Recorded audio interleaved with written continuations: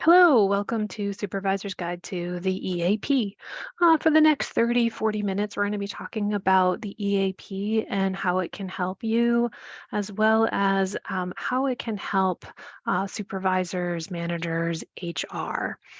So first, just to understand how the presentation is structured, we'll be, as I mentioned, talking about EAP services. And by taking the time to learn about the core service that EAP provides, you're going to be in a much better position to be able to help your employees get connected to services that they need.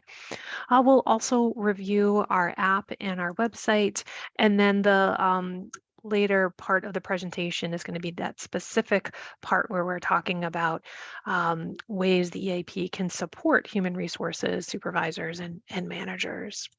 So we'll start at the beginning. And what exactly is an EAP, or an employee assistance program?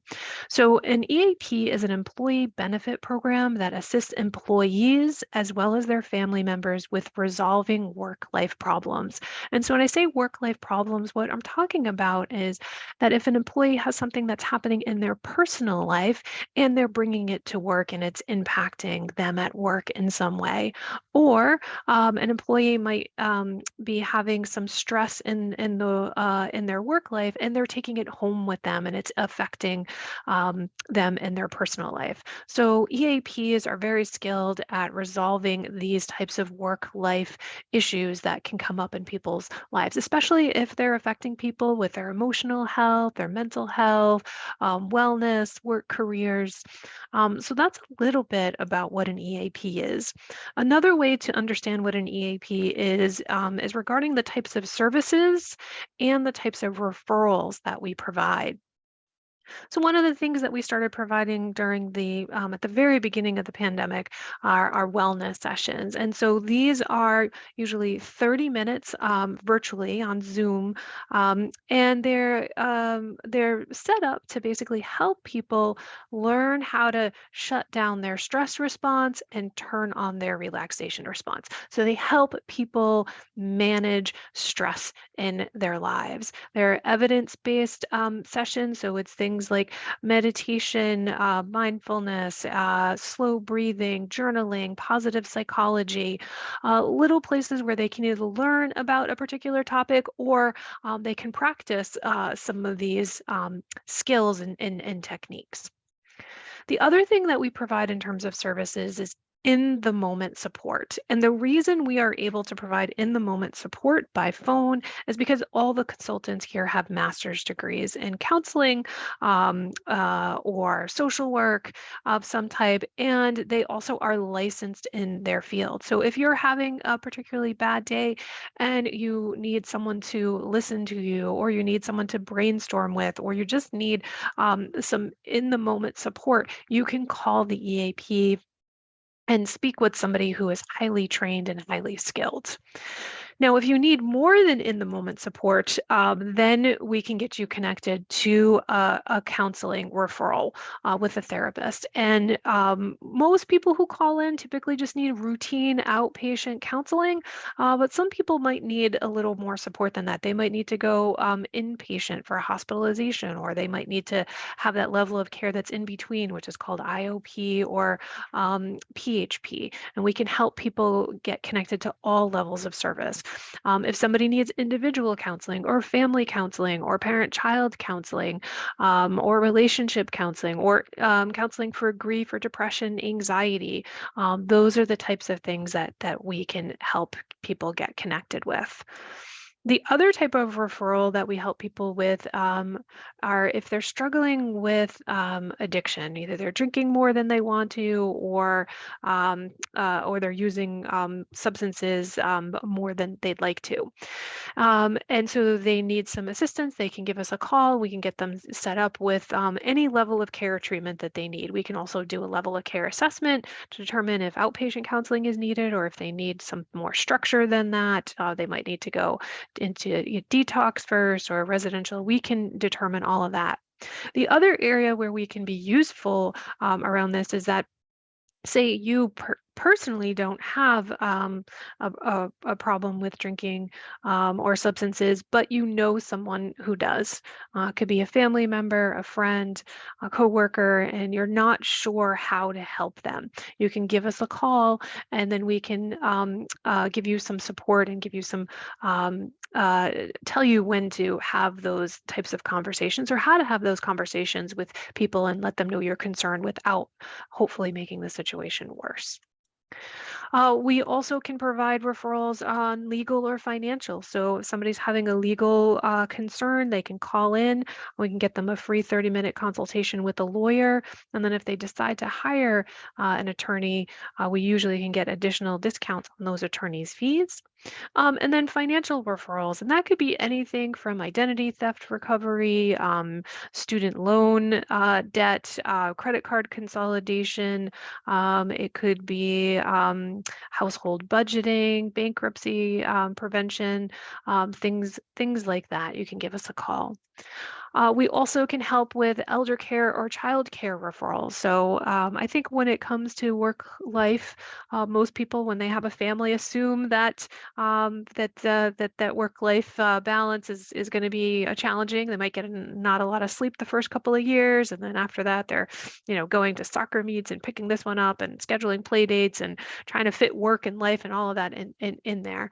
But what people don't anticipate is when their parents get sick. And and when that happens, when they have to start taking care of a loved one who's older, that can really turn people's work-life balance on its head.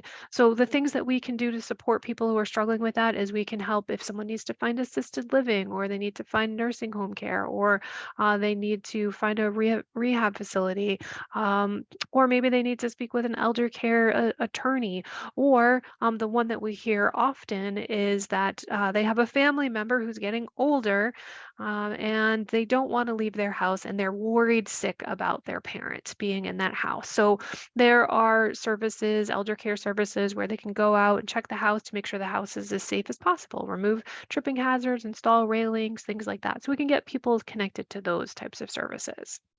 In terms of childcare, we can help get people get connected to daycare, licensed daycare facilities, summer camps, tutoring, things like that.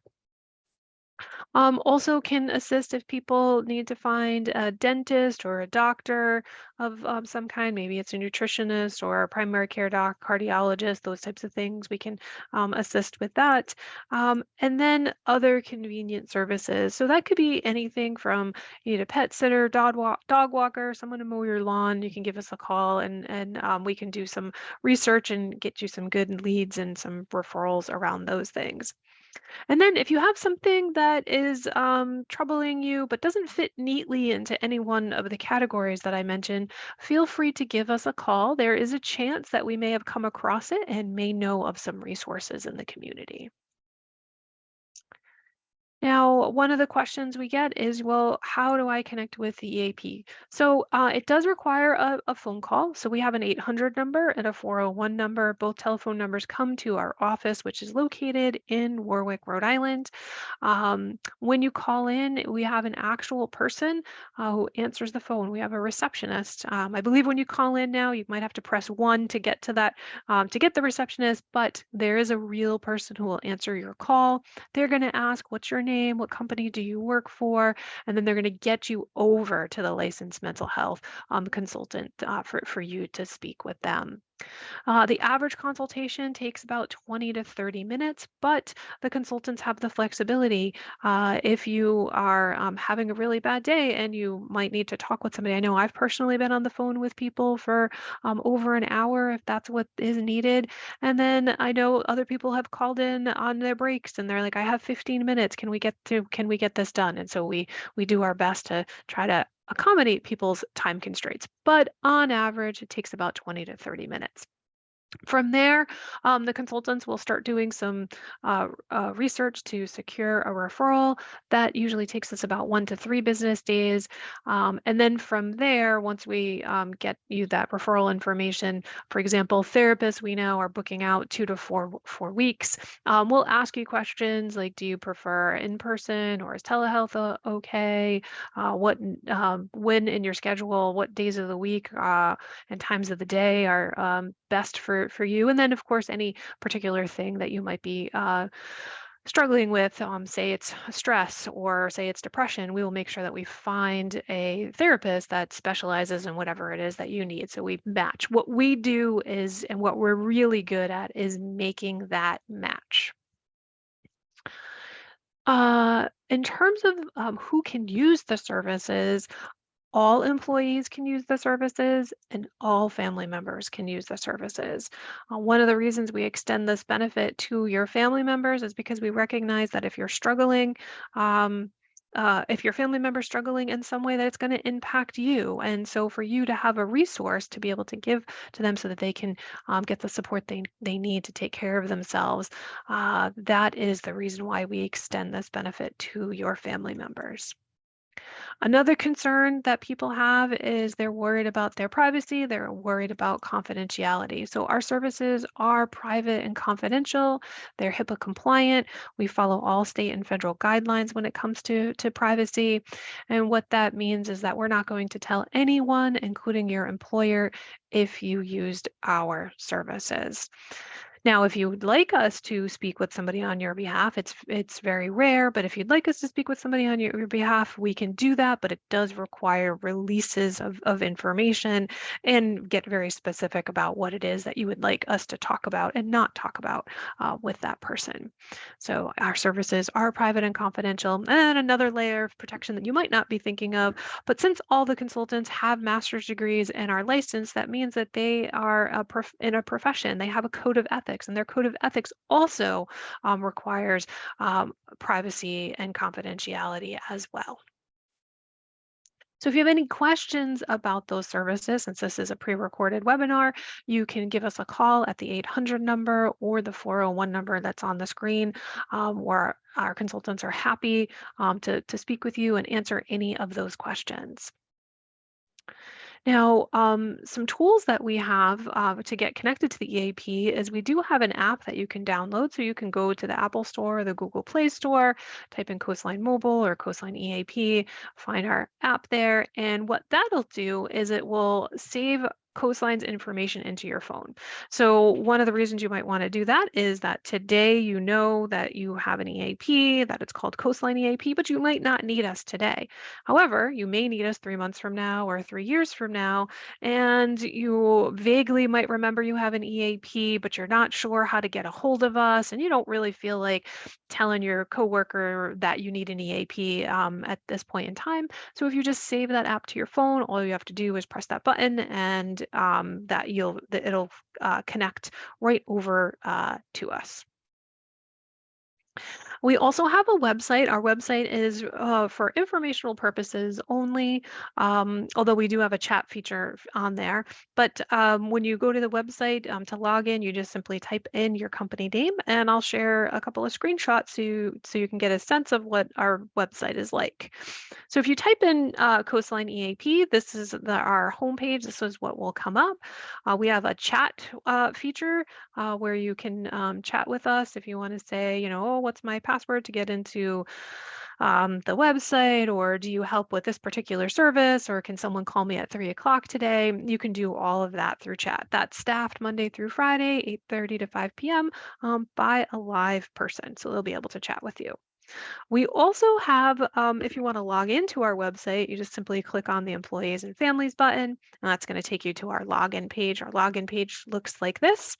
And on here, there's two things you can do on our login page. One is you can go to our live wellness sessions. If you click on that button, that's going to bring up a PDF, and it's going to show you the live wellness sessions that we have on Zoom for the month. Or you can go over to sign into the website, and then you simply just put in your company's, the name of your company, and you'll get right in.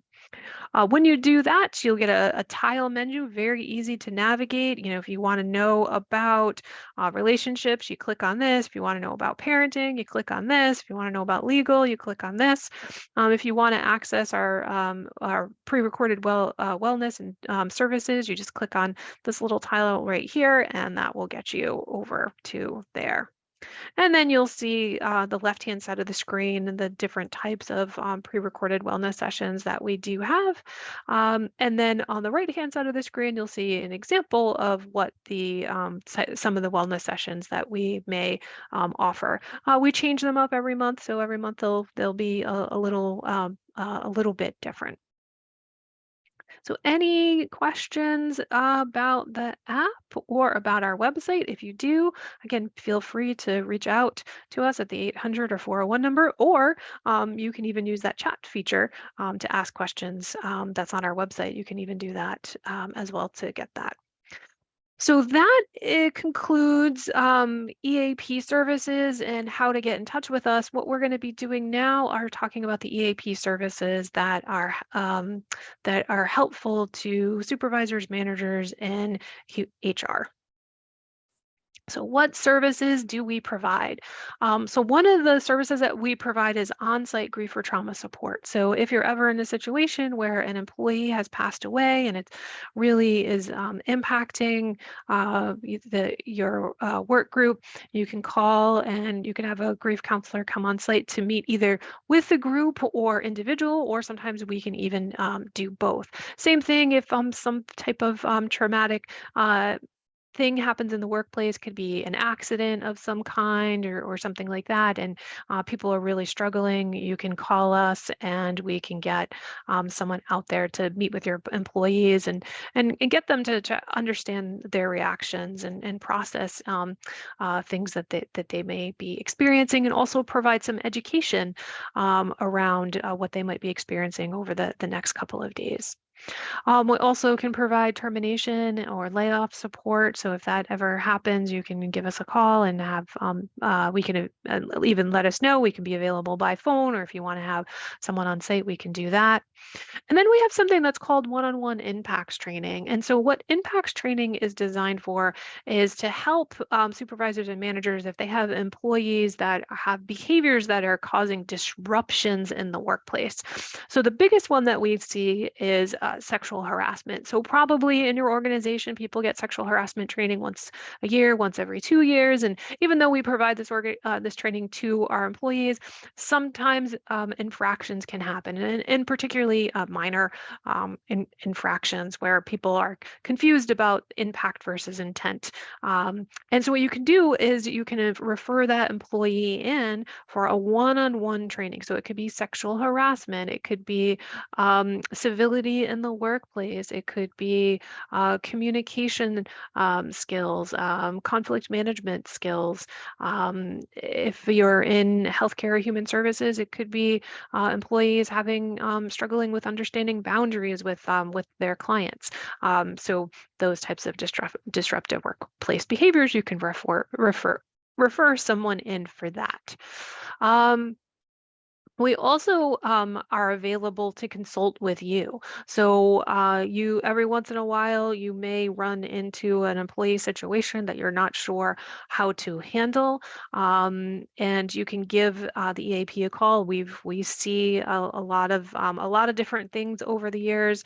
We have a lot of expertise on how to talk with how to have difficult conversations, and how the EAP might be able to support them if you do decide to refer them. And then that gets us into formal and informal referrals to the EAP. So if you're ever doing what we call a formal referral, and I'll talk a little bit more about what that is, but if you're ever doing a formal referral to the EAP, we always recommend that you work with your own internal resources. So if that's human resources, or you have your company's policies and procedures around that, that's really important. But you can formally refer people to employees to the EAP, or it could be informal as well.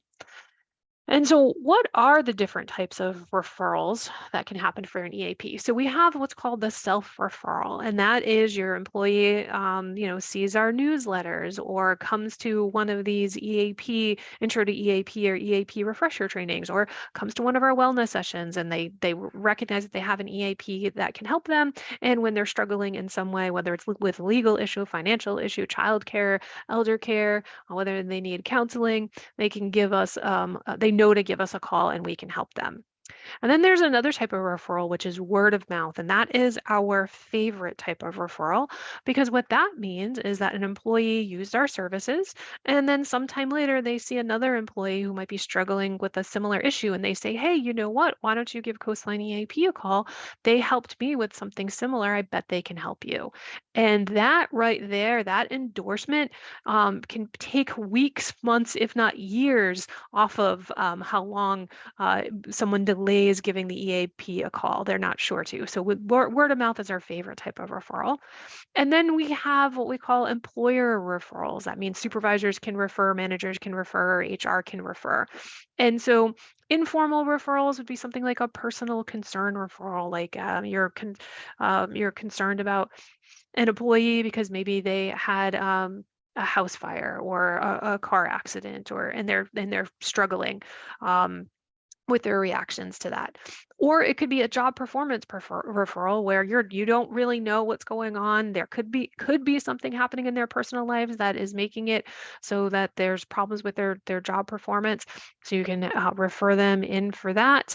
And then we also have a last chance agreement, meaning that you've gone through the disciplinary process and you have enough to terminate that employee. But instead of terminating that employee, there's something called a last chance agreement where you say, if you agree to work with the EAP 100%, we're going to hold off on our termination around that. So that's a last chance agreement. And then there is return to work clearance. So you might have an employee who goes out on stress leave one day, and then they're getting ready to come back to work, but you might want to make sure that they have all the things in place, supports in place that they need to be able to come back to work. It could be also return to work clearance could be someone was talking about being suicidal in the workplace, and they were talking about it publicly, that there was something that was happening with their mental health, or things like that. So you help the EAP make sure they're getting the supports that they need when they're on that leave, and can help facilitate that return to work clearance there by talking with the providers and talking with HR and things like that.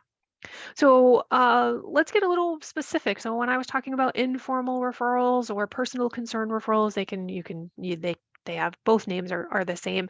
Here's an example of what I mean. So we have an employee, Cindy. She had an apartment fire, and she's shaken and needs some in the moment support.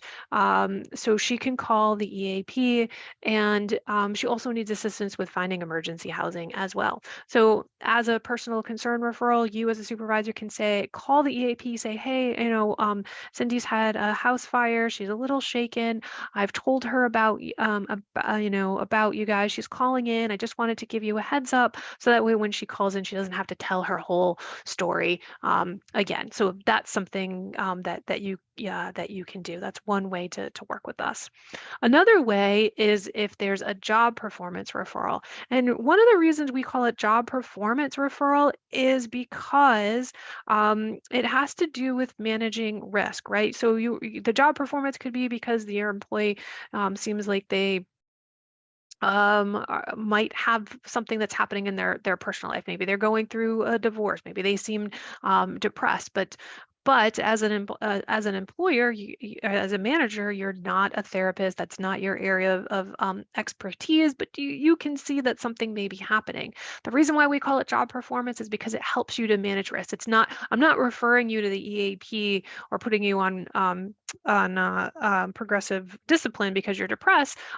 You don't touch that. What you do talk about is, hey, I noticed you haven't seemed like yourself lately, and there is and it seems to be impacting your job performance. You've been coming in late, you've been leaving early. I heard you snapping at your coworkers, and so these are all things I'm concerned about, and this is something that the EAP can help with. So let's look at the example that's on the screen. So we have an employee named John. He's been going through a divorce.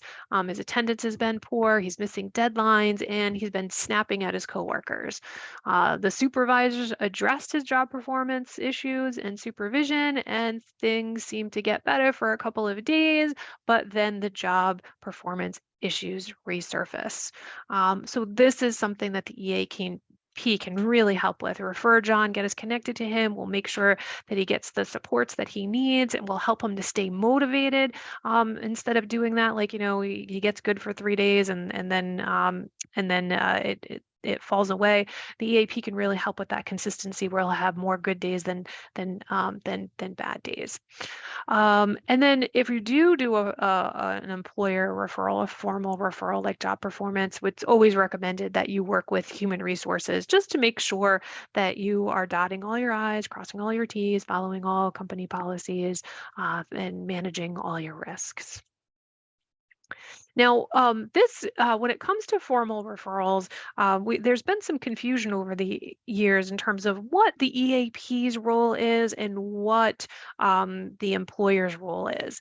And so, one thing that can be really helpful to know is that as a supervisor, if you have an employee that's having job performance issues, it is the employer's role to discuss those job performance issues with the employee. And the EAP's role is to address and talk about the personal issues that might be impacting job performance.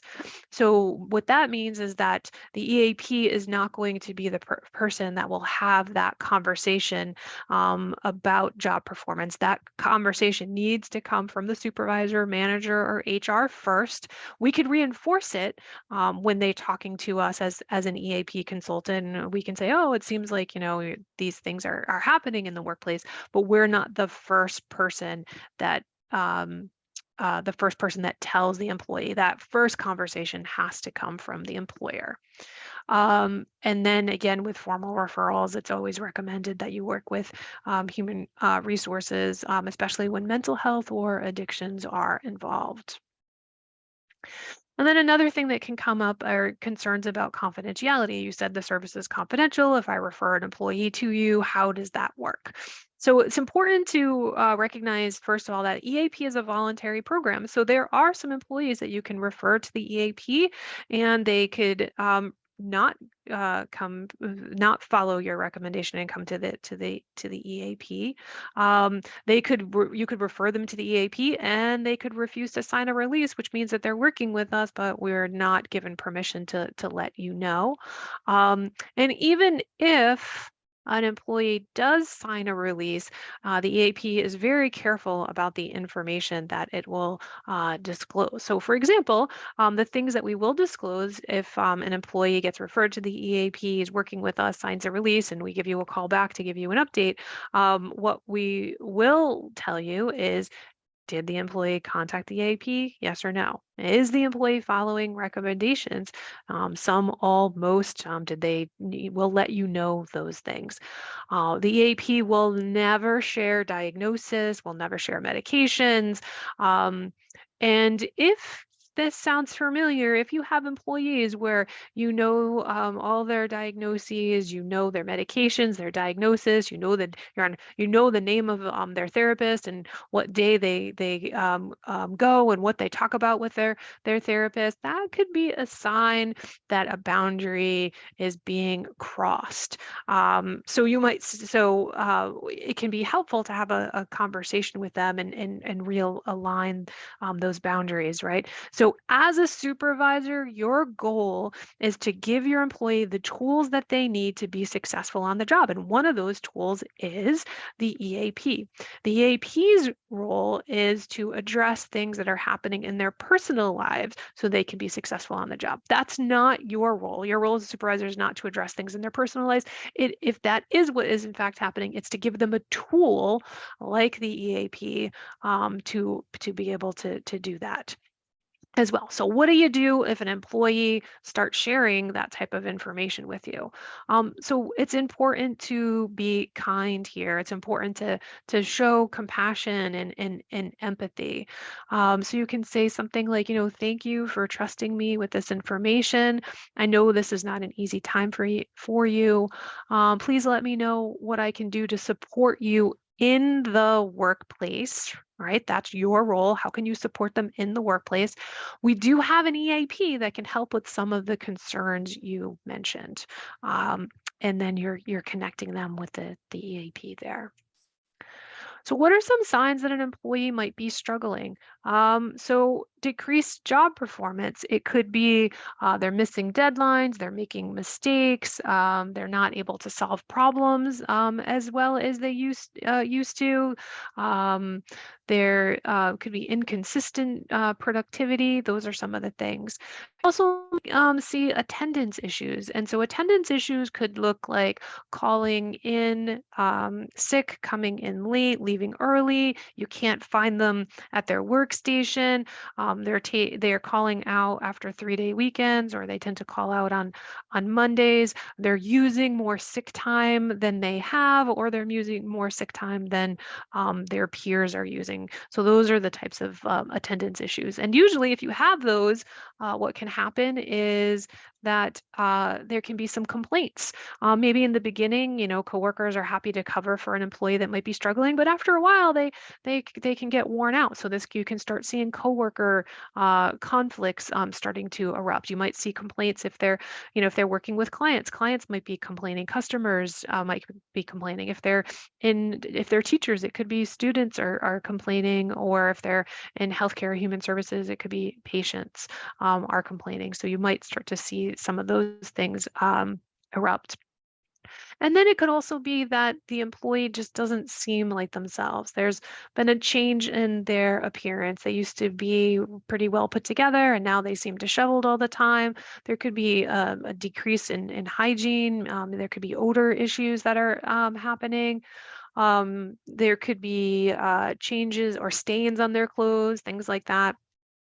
You might notice changes in mood, or they seem withdrawn. So those are some signs that an employee is struggling. We do have a training that's called Supervisor's Guide to Managing Distressed Employees, or sometimes it's called Managing Mental Health Concerns in the Workplace. We do have a training that's more specific to that. This training doesn't really get into it, but just important for you to know that that a lot of people are not sure how to handle those situations. So we do have a training around that. So how do you talk to your employee? How do you have that conversation with them? The first thing that you want to do is make sure you respect their privacy. So private setting when other people aren't around. You want to show compassion and empathy to them. So what is compassion? Compassion means that you recognize that someone is suffering and you want to be kind to them. Empathy is holding space for someone else's emotions and maybe even naming them, helping that person even understand their emotions. Oh, I can see you're really upset about that, right? There's two types of empathy. There's cognitive empathy and there's affective empathy. Cognitive empathy is when you're able to hold space for someone without getting caught in the emotions. Affective empathy is when you feel overwhelmed by someone else's emotions, and if they're in crisis, you might be in crisis, right? So it's important to know what we're talking about when we use these terms compassion and empathy.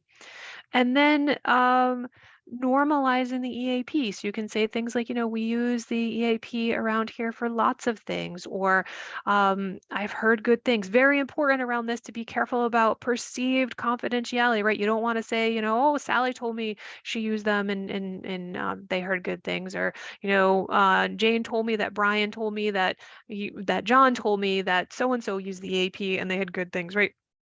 That can actually do more harm because people are very concerned about privacy. So just a general, I've heard good things, or if you've used the EAP yourself, And then you personally can use your own experience and say, hey, I used them myself and I found them helpful, right?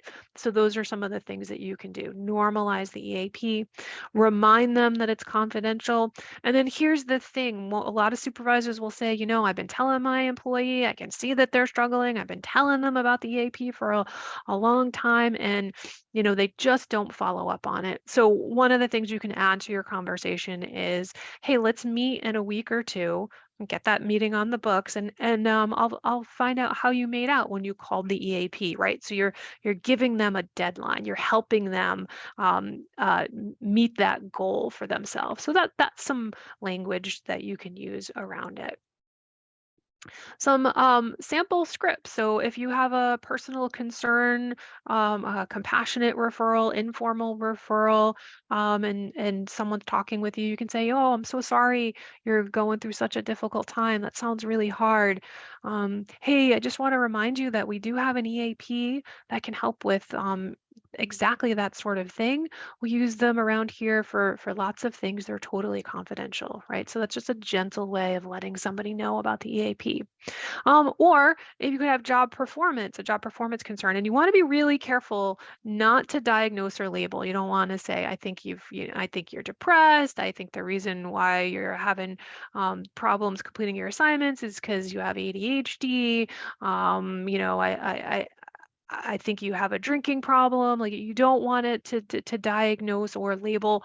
Stick to job performance. Just say this is what's going on with your job, and don't get bogged down in those types of things. So you could say something like, hey, I think it's possible that something might be happening in your personal life that's contributing to what I'm seeing with your job performance. And unfortunately, if things don't improve, I'm going to have to do a formal write-up.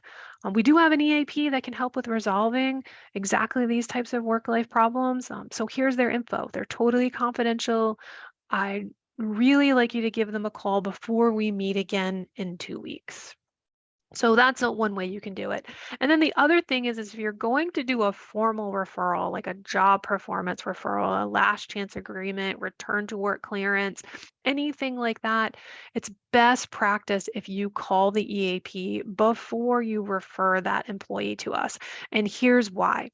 What I've seen happen over the years is an employee will call in and they'll say, I don't know, my supervisor told me to call you. Oh, okay. Well, what else did they say? I don't know. I'm not really sure why they told me to call you.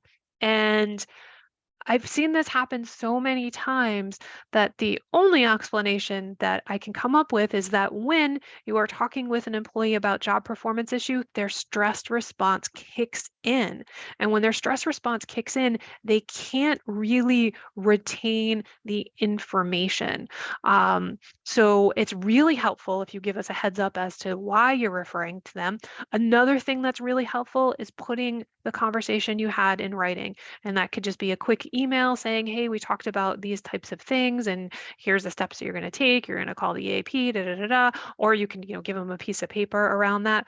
Though those two things can help just to make sure that the referral goes to the EAP goes as efficiently as possible. Now, another thing you can do in terms of getting employees to use the services. The best thing that I've seen is inviting the EAP in to do what we call an EAP refresher or an intro to EAP. Do this during an already scheduled staff meeting. We can come in by Zoom, we can come in person, and I've personally seen the utilization jump when these types of things happen. When they see somebody who has a kind face, they see who might be on the other end of that phone call, all of a sudden they're more likely to call, because before that, all we are is a piece of paper to them, right? But when they see a real person, then they're more likely to give us a call. And then the other thing is the reluctant employee. How do you get that reluctant employee to give us a call? So One of the things is it takes a little bit of planning, so you want to set some time aside in your office in a private space. Have your conversation with them, and you can offer. You say, "Hey, I know we've talked about this a couple of times, and for whatever reason you haven't been able to make time in your schedule to call them. Why don't we do it right now? How about I give them a call, get you on the phone with them, and then give them that space, give them that privacy." Now, here's the thing. Sometimes you might say, "Oh, do you want me to stay with you? Is that supportive?" And they might say yes, and they might really mean it in the moment. But the types of things that we're going to be talking about with the person on the other end of the phone, there might be some things that they realize too late that they don't feel comfortable disclosing in front of you, or if they do disclose, they might feel uncomfortable that they did disclose that in front of you. So just say, "I'll be on the other side of this door if you need me," right? Just give them that space, give them that privacy to make that phone call there. So those are some ideas. If you've tried all of those things and they haven't worked, then just give us a call at the EAP. We can kind of strategize with you and find ways to get them to call us. And so how do you do that? You just simply call the 800 number, the 401 number. You'll talk to the receptionist. You'll say, my name's Kelly. I work for such and such a company. I would like to speak with somebody about referring an employee to the EAP, and boom, they'll get you right over to a consultant. And we handle this stuff all the time, so we can guide you right through the process, ask the right questions, answer your questions, all of that. So we do have some tools for supervisors. We have a supervisor brochure. We have a last chance agreement. We have managing impaired employees, and we have a visual observation checklist. So our supervisor brochure, it's a trifold. There's some language on here on how to have a conversation with somebody. On the other side of the brochure is a job performance checklist. So it helps you to stay organized. What am I seeing? What are the job performance problems? Is it attendance issues? Is it task performance? Is it relationship? They're not getting along with other people. What are those things? Helps you to get organized before you have that conversation with them. So that's a really great resource. We also have a last chance agreement. This is usually done through human resources. If this is something that your company decides, not all companies decide to make last chance agreements as part of their policies and procedures. So you really do need to check with them with HR around if you're going to do it. But we do have a sample last chance agreement. If you have somebody where you've gone through the disciplinary process, you have enough to terminate them, but instead of terminating them, you're giving them one last chance to turn things around. We also have supervisor guidelines on managing impaired employees with a visual observation checklist. So, if you have any concerns, if you think someone might be, there's reasonable suspicion, you immediately need to get another supervisor. And to manage risk, you need to get another supervisor, manager, or HR involved so that there's two of you that are assessing this situation. And then for your own documentation in terms of what are you seeing for reasonable suspicion, the visual observation checklist is really helpful. It goes through all kinds of things. What's happening with their eyes, their demeanor, their speech, are they slurring, all of that kind of stuff. So that can help real quickly in terms of being able to get the documentation you need of why you saw possible impairment in the workplace. We also have the managing impaired employees guidelines, and if you don't have time to read it because you're in a crisis and you're not sure what to do, you can just always call into the EAP, and we're happy to walk you through some of those things as well. So key points for the EAP. Just remember the EAP is private, it's confidential, and it's always voluntary. So you can't force your employees to come here. Sometimes we know better than our employees, but it is a voluntary service. The other thing that's important is normalizing the EAP is going to make it a lot easy for people to use our services. So that's why we have the newsletters that are coming out. That's why we have the wellness sessions. That's why why we have just different things that can help support and keep the EAP familiar. That's why we have those EAP refreshers, just to normalize the EAP. And then just important to remember that EAP is a helping resource. We never get involved about decisions, in terms of job action, so termination, disciplinary action. That's not EAP's role. Our role is to get the employees the support that they need so that they can be successful in the workplace. And then managers and supervisors can contact the EAP for a variety of workplace consultations as well. So thank you so much for your time. If you do have any questions on this part, again, reach out to us, 800 number, 401 number. Best time to reach us for these types of questions is Monday through Friday, 8:30 to 5 o'clock, but we are available 24/7. So thank you. I hope you have a good rest of your day, and I hope this clarifies a little bit about how the EAP can support you. Take care. Bye.